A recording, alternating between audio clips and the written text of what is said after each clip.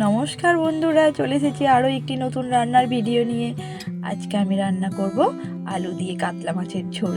তাহলে চলুন দেরি না করে রান্নাটা করে নেওয়া যাক।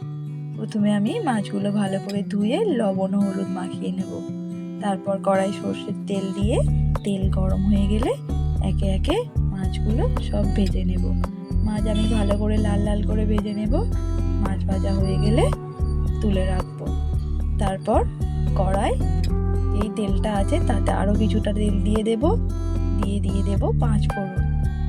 ফোড়ন থেকে ফ্লেভার ছাড়লে দিয়ে দেব কেটে রাখা আলু এখানে আমি বড় বড় মোটা মোটা করে কেটে নিয়েছি।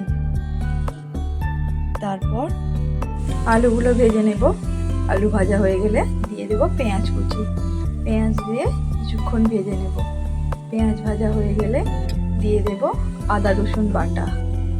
আদা রসুন থেকে কাঁচা গন্ধ চলে গেলে দিয়ে দেব জিরে গুঁড়ো ও ধনে গুঁড়ো। তারপর কিছুক্ষণ নেড়ে চেড়ে দিয়ে দেব টমেটো কুচি। টমেটো নরম হয়ে গেলে দিয়ে দেব হলুদ গুঁড়ো, লঙ্কা গুঁড়ো। সব মশলা একসঙ্গে ভালো করে আলুর সঙ্গে কষিয়ে নেব। তারপর দিয়ে দেব পরিমাণ মতো জল আর দিয়ে দেব লবণ। সবশেষে দিয়ে দেব ধনেপাতা কুচি। সব কিছুক্ষণ ফুটতে দেব। আলু অর্ধেক সেদ্ধ হয়ে গেলে দিয়ে দেব ভেজে রাখা মাছ দিয়ে কিছুক্ষণ ফুটিয়ে নেব। তারপর আলু সেদ্ধ হয়ে গেলে নামিয়ে নেব। পুরো ভিডিওটি দেখার জন্য অসংখ্য ধন্যবাদ।